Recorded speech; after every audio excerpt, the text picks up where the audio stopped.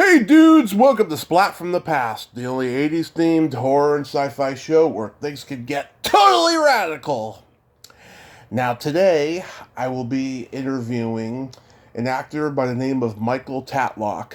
Michael Tatlock played Hugh in the 1989 Christmas cult horror classic with Dan Haggerty, Grizzly Adams himself, Elves, and it's going to be great to have him on today. You know, playing that heartless boss in Elves. It's going to be great to talk to him. There's a long gap on his resume between that movie and the stuff he's been doing for the last decade, and I'd like to find out what it is exactly.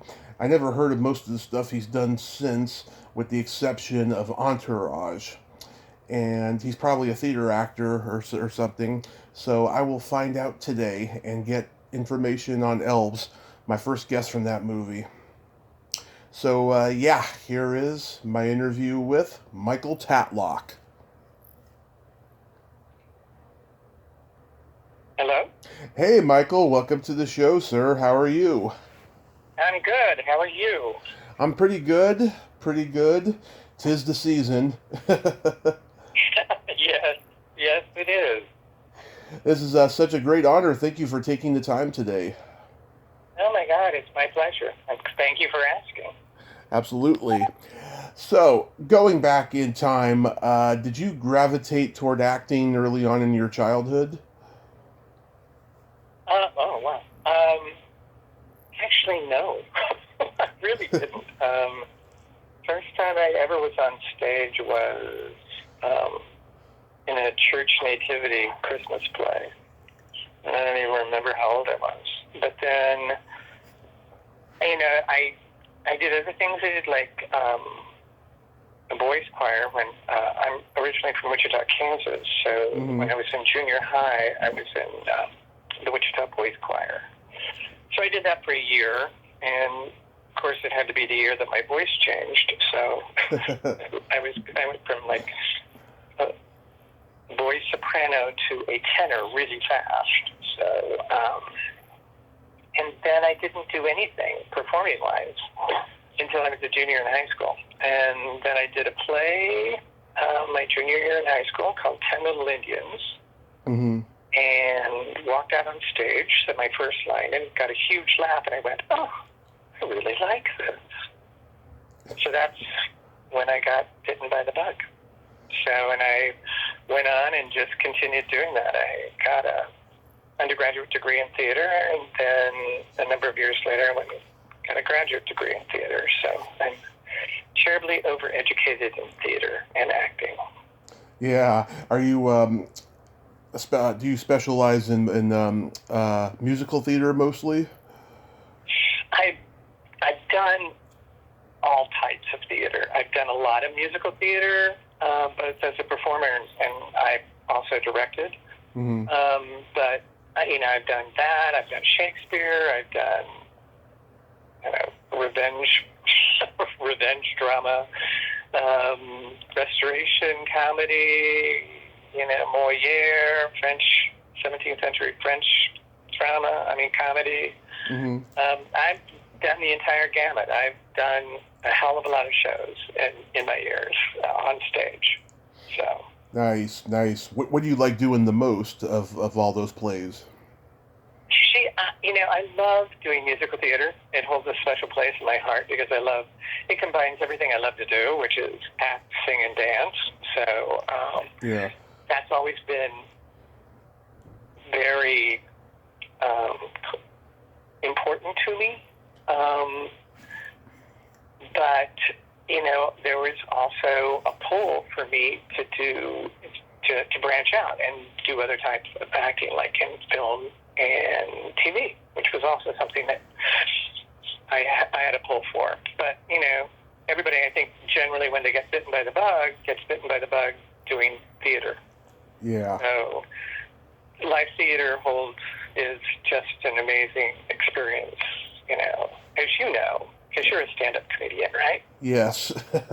You do stand-up, and so that live connection that you have when you're doing a set is just amazing. So Mm-hmm. it's the same way when you're on stage. Exactly. Yes. So you're from Kansas, you said. You're in good company. A lot of great actors are from Kansas. Dennis Hopper, Dee Wallace. Dee Wallace was my acting teacher for like 4.5 years. Are you kidding me? She's a good friend of Yeah. mine. Really? Yeah. Oh my God. Yeah, Dee was my acting teacher when I first moved to LA. I studied with her from '99 to 2004, and I, worked for her doing certain projects on and off over the years. I helped her like put together and then expand her business back in 2010, I think. Yeah. Yeah. 2010. So I worked for her like as her assistant and then helping her to expand and everything like that for about a year. Wow. Over a year. Wow. Yeah. No kidding. I love Dee so much. Every time. Dee holds a very special place in my heart. I love her dearly. Yeah. Yeah, every time we talk, we have a great time because we both have no filter. Yeah.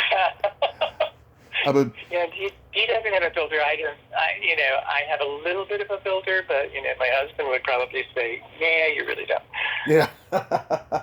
Yeah. In fact, I'm going to be sending her a Christmas card this weekend. So, yeah. Oh, yeah. Her birthday's coming up soon, like on the 14th, I think. Yes, the 14th. You're right. Do you go to her Christmas party ever? No, I only get out to LA maybe once or twice a year, and when I do, it's usually during the time of the horror conventions and stuff. And Oh, okay. because of the pandemic, I haven't gone at all this year, but definitely next year I'm gonna go. Right. Yeah. So when Where are you you located? Redding, California. Oh, okay. So you're further north than I am. Yeah, a terrible little town, but I hope to move out to LA in the future. So hopefully. Oh, well. So Good. when you're taking acting classes, not necessarily with D, but like in the early years, are any actors in your class that went on to become successful? A number of people actually went to New York and had a nice career in New York doing theater. Mm-hmm. And but then the business as it is, they just sort of drifted off into other areas. But yeah, there were some people who actually went to New York and had a nice career. Nobody that I know who came out west and came out to LA or anything like that. There were a couple of people when I first visited Los Angeles in the mid '70s. They were out here, and we had done theater together in Wichita. So they did okay. But then people in my grad school, they sort of drifted away too. And some people are in New York. Some people are have really good voiceover careers. Other people have moved on into video production and are Emmy winners on the local level. Mm-hmm. That way.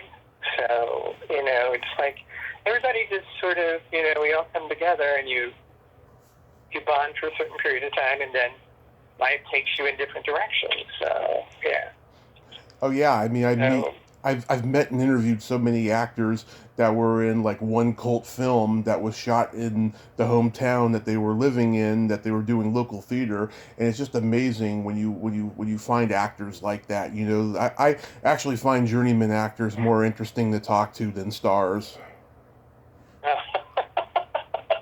Well, it's just like you bring Dee up. Dee is one of the hardest working actors I know. Mm-hmm. And she works all the time, but she, and she's had really big ups, and she's also had downs, and that's part of the cycle of the business when you're in it. It's one of the givens.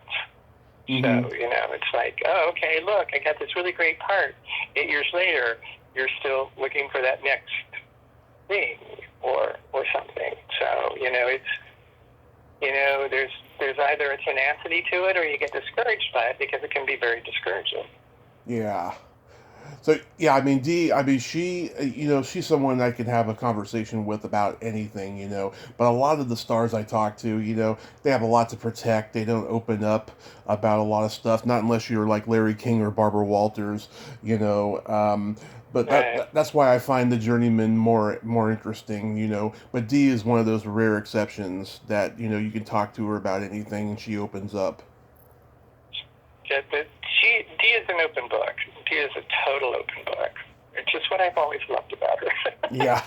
Because she'll tell you, she'll tell you when you're just bullshit, or and she'll cry on it, which was why I loved working with her and learning from her. Is that she would just sort of go, you need to go back and redo that because that was sort of like crap. I Yeah. didn't believe any of it. And you go, okay. You ever listen? Which was. Yeah, you ever listen to her radio show? I used to run a radio show. Oh, The Conscious Creation? Yeah, I used to. When she started doing that, that's when I was working for her. That's when she first started branching out into that. So yeah, so I used to run it. Wow, small world. Side of it. Yeah. Yeah, and you know her daughter Gabby? Oh yeah, I've known Gabby since '99. So when Gabby was just a teenager. Yeah, I love her. Oh my God, she's a chip off the old block of Dee. Oh, yeah. They're both great. Yes. So how does Elves come into your life? Oh my God. So I was in Denver, Colorado. I'd gone to the University of Denver for grad school, Mm-hmm. and after grad school, I just stayed and worked a straight job and acted on the side. Right. So over the years, I slowly expanded. I did a ton of theater in Denver. Yeah. And got paid for doing it, although I wasn't in the union at the time. And then I got an agent for film and TV. Mm-hmm. And I got called in one day for this movie. And I went in and read for it, and they liked me. And then I didn't hear anything. And I just thought, oh, okay, well, whatever. And then I get this call, something weird happened. I think my agent actually went on medical leave, and so her assistant, which was another friend of mine, stepped in and was filling in.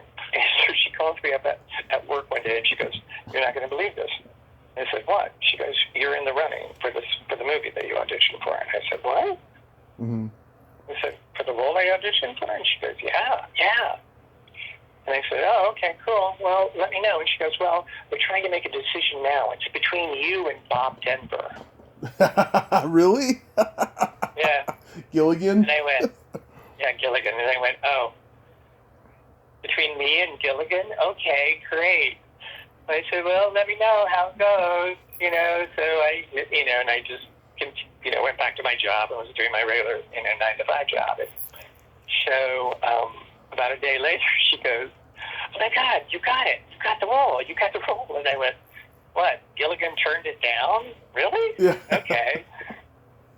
And I said, and I hadn't really done any film except for films for friends while I was in grad school. Mm-hmm. So I'd never done any feature film, and so it turned out they did. The group of producers came together, and they were doing like a trilogy of movies. And the first one was a movie with Eric Estrada called Alien Seed. And then the second one was Elves, which was with Dan Haggerty. Mm-hmm. And then there was a third one, and I don't think the third one ever got produced for some reason. Yeah. But it was all shot down in Colorado Springs, Colorado. Mm-hmm. So I would go from Denver down to Colorado Springs to shoot. And then after I was done shooting, I would turn around and drive back to Denver. Nice. So, that was my long distance commute. And most of my shooting was done in the evenings, and my call times were like around 11 o'clock at night. Yeah. So I would get in my car around 9:30 and drive down to Colorado Springs and be there to shoot in the evening.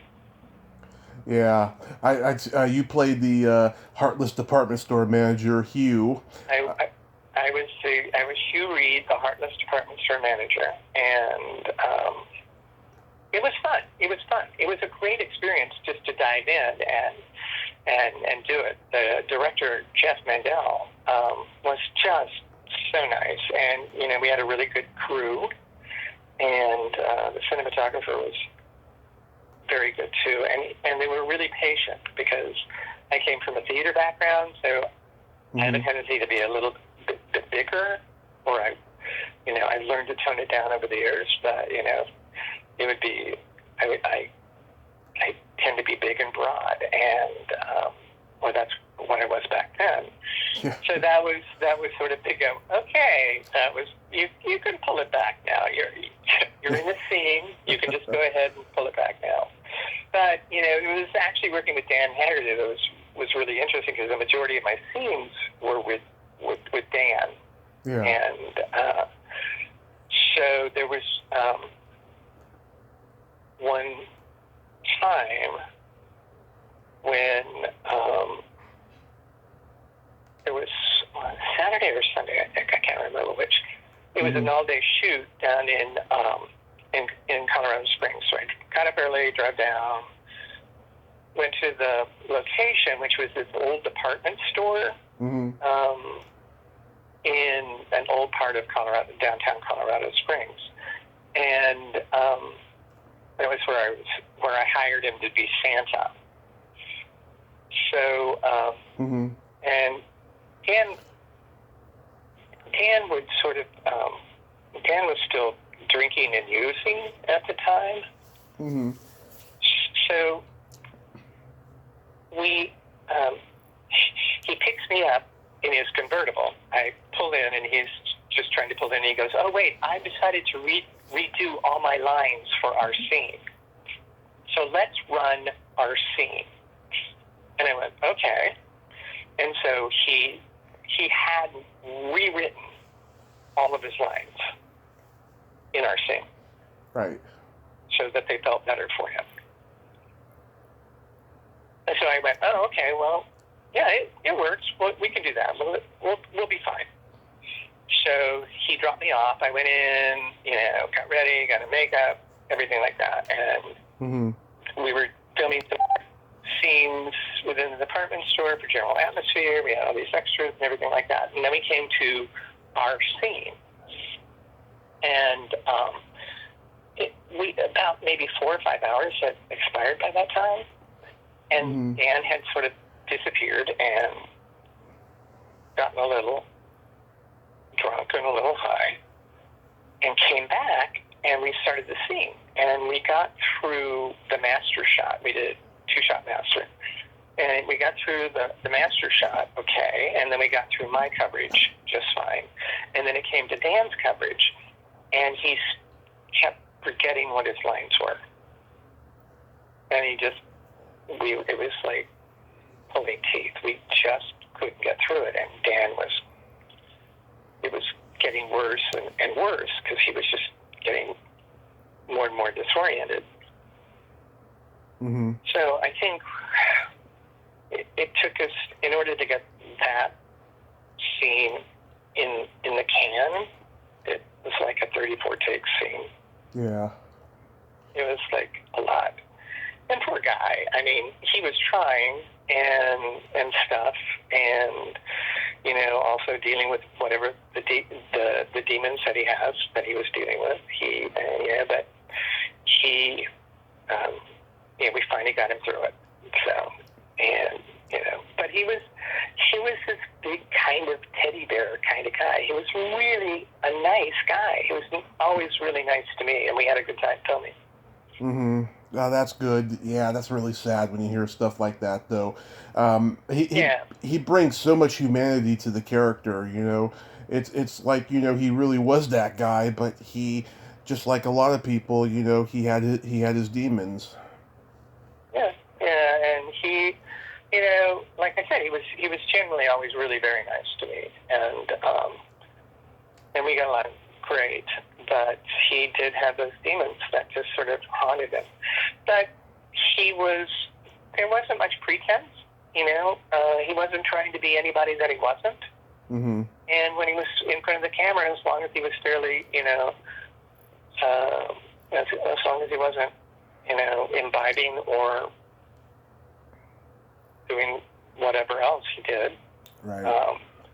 He was great. He was, you know, he's present and fun, and we just had a really good time doing it. So, and most of my scenes were with him, so that made the entire process. Yeah. It wasn't for me. I had a good time.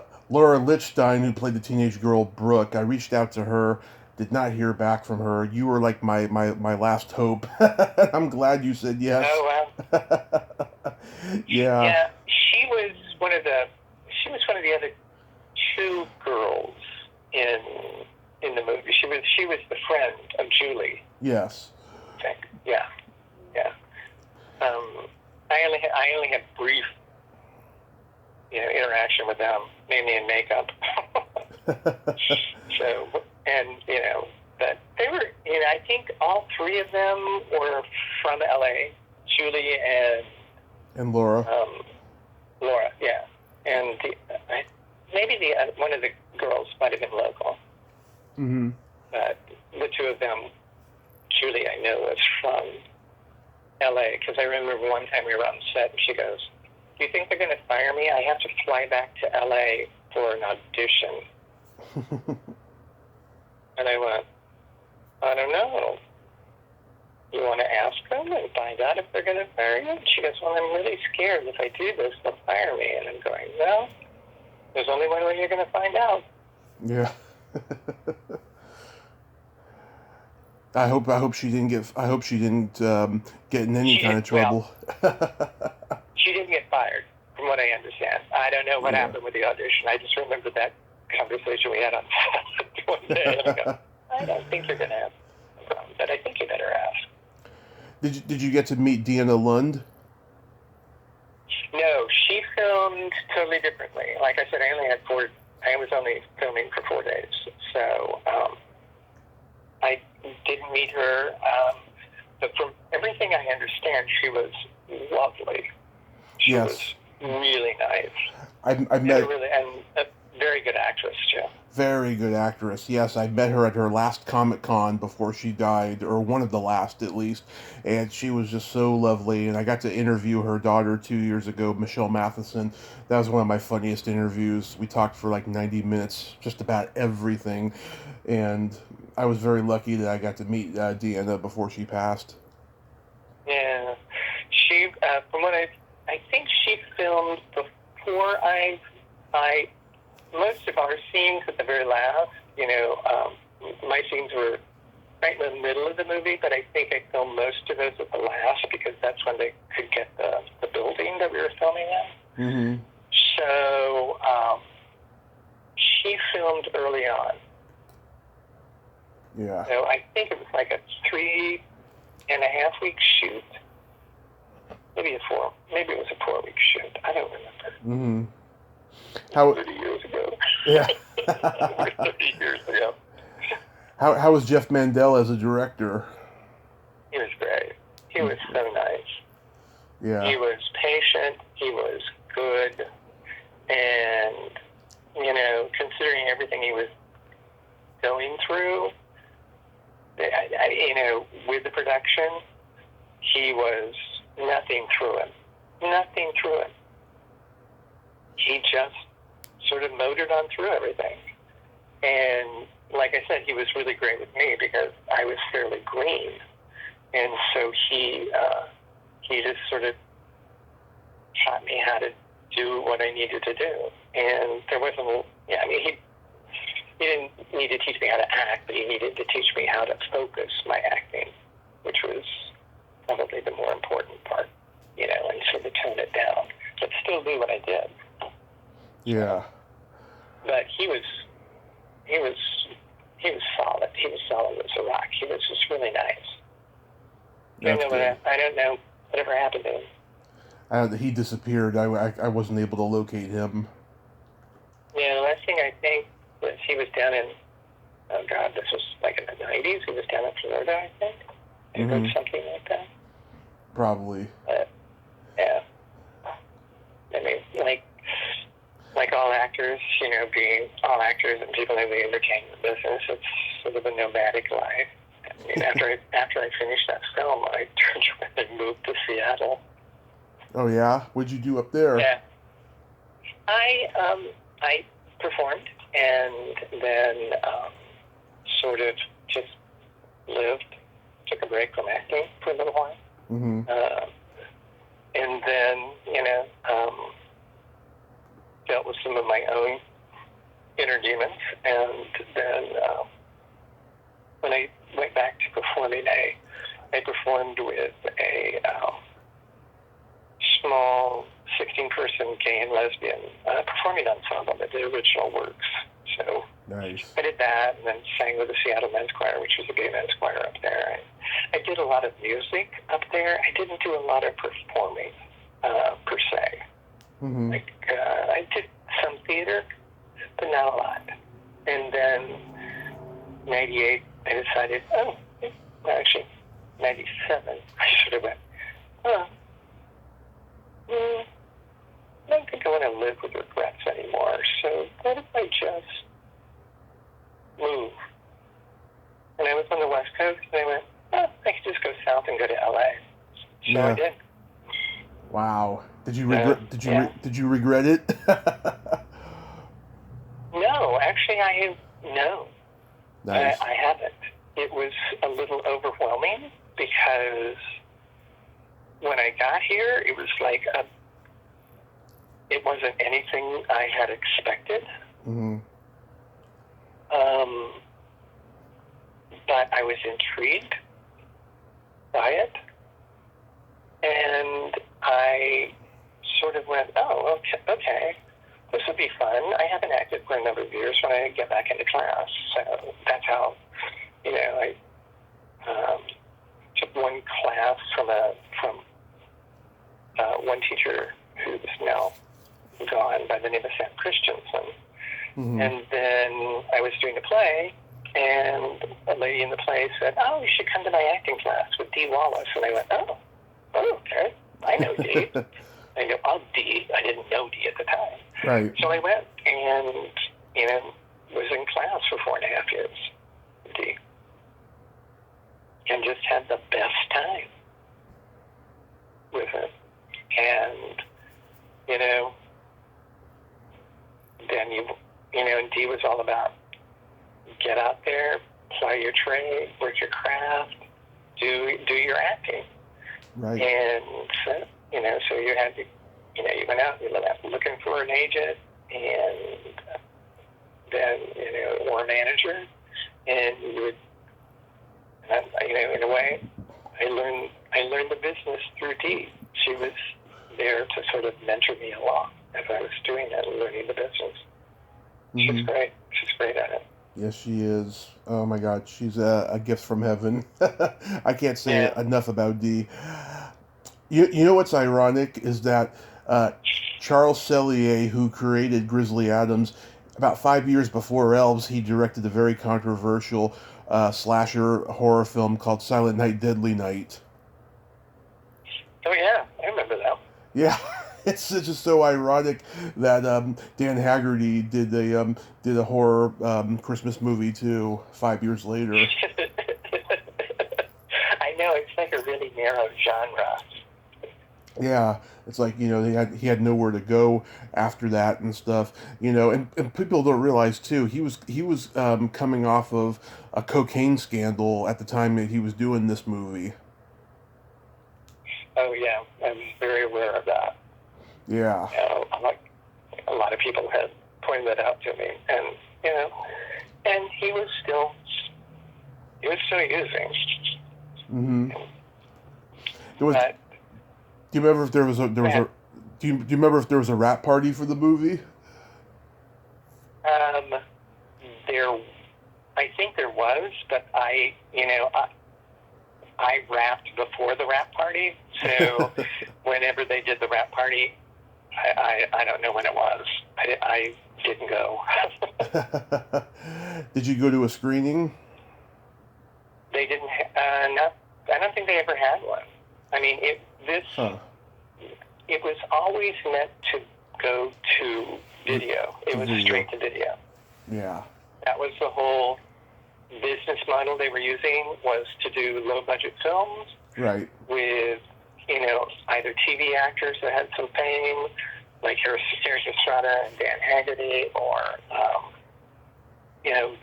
B film actors. David Carradine. Yeah.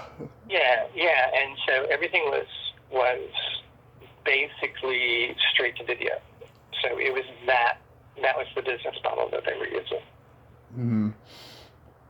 Does anyone ever recognize you from the movie? No. People have tracked me down to, get me to talk like you did. Yeah. But nobody. I had a guy in Italy contact me. He was doing his master's thesis on Elves for some reason. I don't know what. But he sent me a 3 to 5 page questionnaire on Elves, and I completed it and sent it off. And I was promised a copy of his thesis, but never got one, which is okay, because it probably would have been in Italian, and I couldn't have read it. Yeah. And then some other person contacted me through an old Twitter account I had that I'd forgotten I had. Mm-hmm. And they were doing a panel discussion, or they were doing a discussion on Elves, and wanted me to be a part of it. When I discovered the tweet, it had elapsed. So. Yeah. So actually, you're the first time anybody's really contacted me to talk about Elves, or my experience on Elves. Wow. I'm amazed that it still has sort of an appeal. Yeah, I mean, I don't know who else likes the movie and stuff, but I mean, last year, I thought about, reaching out to somebody for the 30th, but I was so overwhelmed with so many other Christmas movies and guests I was trying to get and stuff. I forgot about it. It just went over my head.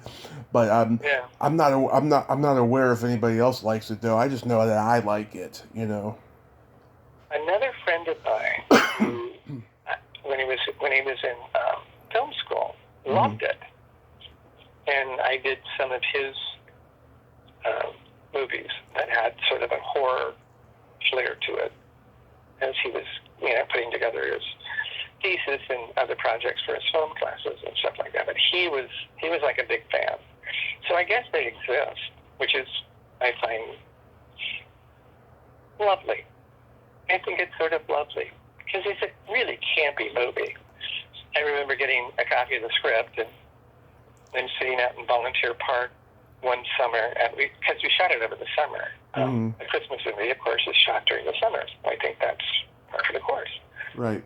And I remember reading the script while I was out in the park, just enjoying a really nice weekend day in the park.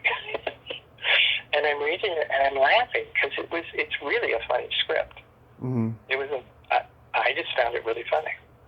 I mean, you've got really classic lines like, between Julie's character and her brother. Oh, yeah. That's right. That's so wrong. I love it. That's right. Grams is a Nazi. Yeah. Oh, he was. I can't remember his name. He was nice. He was a British actor, as I remember, who had quite a number of good credits over the years. And he was very nice. Very nice. Nice. Lovely.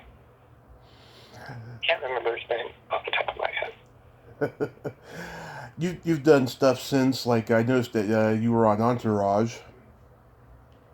Yeah, I was like a glorified extra in that I was, my husband and I had gone to Las Vegas, Mm-hmm. and I was coming back, and I got this phone call as we were driving back going, "Hi, can you show up and do Entourage? There might be some lines for you." And I said, "Oh, okay, great." So, so I went and showed up and did Entourage, and that was fun. You know, my scene, I sat next to Beverly D'Angelo and Jeremy Piven, so that was fun. That's cool. Yeah. Yeah. Did And that was that. There was nothing else happened. no, I was like, well, again, all I can remember is that it was really hot that day. It was really hot that day, and we were in a studio down in, God, where was it? Down at the airport. Mm-hmm. Burbank, maybe? No, not Burbank. It was down by LAX. And it was an old business park that they had converted a big warehouse to a shooting stage. So I think that's soundstage. So I think that's where they filmed all the agency stuff with Jeremy Piven. Yeah. So that's what we were shooting that day. So, yeah. And they were supposed, they said, well, we'll add lid lines, and then, if we decide to use it, we'll bump you. But yeah, it didn't happen. Wow. That's showbiz. Yeah, it's part of it. And then I did Newsroom Mm-hmm. with Aaron Sorkin and Jeff Daniels. Geniuses. Yeah. He was, one of my bigger accomplishments was making Aaron Sorkin laugh at his own line. So that was a good thing. That's very cool. Yeah. It was like, oh, good, you like your joke. I'm glad I delivered that well for you. So, and then Jeff Daniels was just lovely. That's good. Lovely to work with. Oh my God. That's good. Yeah. So, do you have anything coming up or anything that got shelved because of COVID? COVID went, everything went dark in March, and but now, things have just started picking up because the business is starting to pick up because they finally got, after back in June when they started trying to figure out what the whole COVID vaccine, yeah. Well, they were trying to figure out how do we film with this, and so they came up with protocols around it, and so now that they've got those and they've sort of solidified them, and everybody agreed to them because the biggest hurdle for that was getting approval through all the unions that had to work with it. Mm-hmm. And so they finally got through that. So actually auditions have started picking up over the last month, at least for me anyway. A couple of weeks ago I had like 3 auditions, and I've got 2 auditions that I just got sent last night. And so, so things have started to pick up. Production has started to pick up more and more. Mm-hmm. Yeah, that's a good thing. I hope you get one of those. That'd be great. My pocketbook would certainly enjoy it. Well, Michael, I thank you so much for coming on today, and I hope... well, thank you. I hope you and your husband have a Merry Christmas and a Happy New Year. You too, Tommy. And when you get to LA, give me a call, and maybe we'll have coffee. Absolutely, I'd love that. And please stay safe because we need you. Okay, well, thank you very much. You too, and have a great holiday. Thank you. My pleasure. Bye-bye. Take care. Bye-bye. Well, there you have it. Michael Tatlock. Ain't he a cool dude? Oh, he was very nice, very charming. I love talking to him. Until next time, this is Tommy Throwback Kovac saying, I'm getting better at this. There's no shame in living in the past because the present sucks. Later, dudes.